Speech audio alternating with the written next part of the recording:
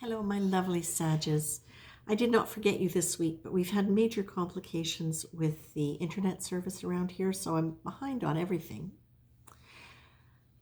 And what I have for you is it's very gentle.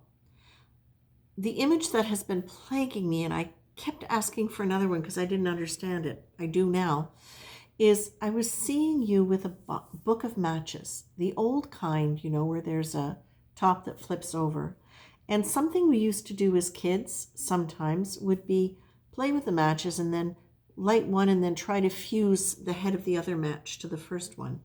And it was just a game, passing the time.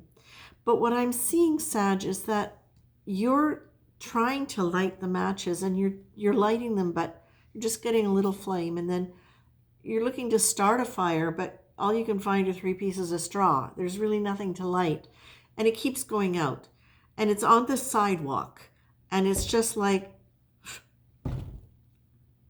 whatever. It's not working. It's not, whatever. And then as I'm pulling the cards, what I'm getting, and the sense that I'm getting with this is that it's actually not a time for you to be trying to generate a lot of fire. That the idea with this is to really seriously take the time to rest your mind, to rest yourself, to not go into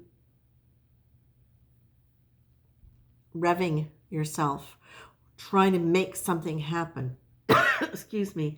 It feels like for whoever I'm reading for within the Sagittarius collective, it feels as though you might have a tendency to be down on yourself a little bit for not having lived up to some things that you thought you should have lived up to by now, for not having completed something, for not having handled something the way that would have made it easier or better.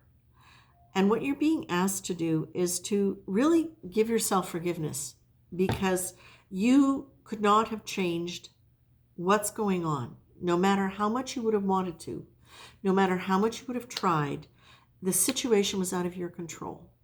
There were other factors and other karmic paths that have had to play out within the context of this. And while you are obviously involved, there is also the reality that other people's choices and options in the entire sphere of what's gone on. And when I say the entire sphere, I'm not just talking about you and one other person. I'm talking about you and one other person, and who's representing and who's helping and who's married to and who's connected to, and with all of the whole thing, the network of energy and personalities that have been involved in all of this, all of the choices that have been made. You are one small part of it. And that's difficult for you to accept sometimes, because you are usually very able to see things, to understand them, and to take action on them. And it's not always easy for you to be able to let that go. So what you're being asked here to do is just like drop the matches. Don't try to start any fires right now. Step back a little bit. Lean into letting yourself off the hook. Trust that there's a bigger plan going on. And when you have difficulty doing that, really, really connect back into the sense of sacred. Whether you feel it, whether you know it, whether you believe it, lean into the idea that, you know what? Maybe things had to happen the way they're happening. And trusting that there is movement towards something that is going to be the best for everyone concerned. And hold that energy. Let that be the energy you have in your mind. It doesn't mean go blank. It means do your best not to try to engage too much logic, too much determination, too much of that kind of stressful energy that can come from trying to mentally figure out and force a situation. Because the more you can get into that prayerful quality, and here you've got prayerfully, you've got take God with you, you've got grace, you've got forgiveness, you've got drop the weight, let it go, and intuition, lean into intuition. So for me, all of this is saying go right brain as opposed to left brain. Go into the idea of spirituality, grace, God, that whole aspect. Let yourself lean into that, not in a fiery way, in that way of really moving into it and letting go of whatever stress you feel or whatever things you feel you absolutely need to do, you must do. Just take a little bit of a break from that, okay? There are things I feel like I want to say, okay, now I'm getting an image. There are things at play. What I actually heard was there are things afoot. And I'm literally seeing like there are feet. Interestingly enough, one of them is a wolf. Why am I seeing a wolf? It's a silver wolf. Why is it a silver wolf? It is a friendly wolf? Well, it's not eating Little Red Riding Hood, so I'm going to have to look up what the meaning of wolf is. But I feel that, oh, that's interesting. Okay, so wolves are very loyal. No, this is a silver wolf. I'm going to say, look up what wolf, thank you.